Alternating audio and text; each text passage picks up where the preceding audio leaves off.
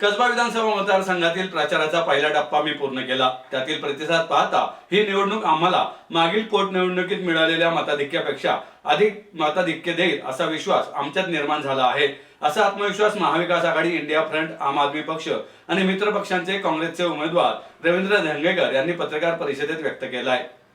धंगेकर म्हणाले, काल पुण्यात झालेल्या पंतप्रधान नरेंद्र मोदींच्या सभेचा कोणताही इम्पॅक्ट मतदारांवर दिसून आला नाही। आज पुणे शहराला जे भरभराटीचे स्वरूप आले आहे त्यातील काँग्रेसचे योगदान सगळे जाणून आहेत। त्यामुळे नुसती भाषणबाजी आणि प्रत्यक्ष काम हे मतदार मनाशी ताडून पाहतात।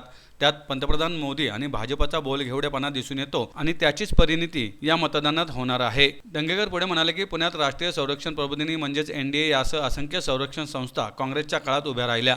नॅशनल इन्स्टिट्यूट ऑफ व्हायरॉलॉजी सारख्या संशोधन संस्थाही पुण्यात उभ्या राहिल्या। काँग्रेसने उभारलेल्या राजीव गांधी IT पार्कमध्ये आज 2.5 लाख लोक नोकरी करतात। पिंपरी चिंचवडचा परिसर औद्योगिक नगरी म्हणून काँग्रेसच्याच काळात विकसित झाला आणि हजारो पुणेकरांना तेथे रोजगार मिळाला। अशी एकही औद्योगिक वसाहत गेल्या 10 वर्षात पुणे किंवा परिसरात भाजपला उभारता आली नाही, अशी टीकाही त्यांनी यावेळी केली। आपण पुण्यामध्ये बघितलं असेल तर पुण्यामध्ये NDA सारखं मोठं आपल्याकडं संरक्षण प्रबोधिनी, राष्ट्रीय संरक्षण प्रबोधिनी आहे। त्यानंतर CWPRS जल संशोधन संस्था पुण्यामध्ये, लष्करी वैद्यकीय संस्था आहेत। म्हणजे अशा अनेक संस्था ह्या पुण्यामध्ये काँग्रेस पक्षाच्या काळामध्ये मिळालेल्या आहेत। ह्याच्यामध्ये आपण बघितलं असेल तर पुणे हे विद्येचं माहेरघर आहे आणि या विद्येच्या माहेरघरामध्ये काँग्रेस पक्षाने 70 वर्षामध्ये विद्यार्थ्यांसाठी अनेक कॉलेज, अनेक महाविद्यालय हे त्यांच्या काळामध्ये परवानग्या देऊन उभं करण्याचं काम पुणेकरांसाठी काँग्रेस पक्षाच्या पूर्वीच्या नेत्यांनी केले। त्यामुळे आज काँग्रेस पक्षामुळं पुणे शहराचा चेहरामोहरा विद्येच्या माहेरघराकडे जाताना, त्याचबरोबर क्रीडानगरीसुद्धा पुण्यामध्ये झाली। बालेवाडीसारखं मोठं क्रीडांगण काँग्रेस पक्षाच्या काळात झालं।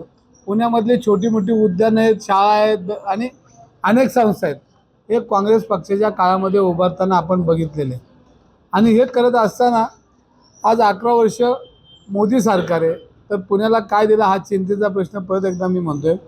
आणि आमचं म्हणणं आहे की ह्याच्यामध्ये प्रत्येक वेळेला पंतप्रधान येतात, मुख्यमंत्री येतात आणि पुणे शहराला नुसतं आश्वासन देत आहेत, पण पुणे शहराची ट्रॅफिकवर बोलत नाही, पुणे शहराच्या प्रदूषणावर बोलत नाही, पुणे शहरातल्या डेव्हलपमेंटवर बोलत नाही, पुणे शहरामध्ये मग असणारी सगळी जी पायाभूत सुविधा आहे ह्याच्यावर बोलत नाही।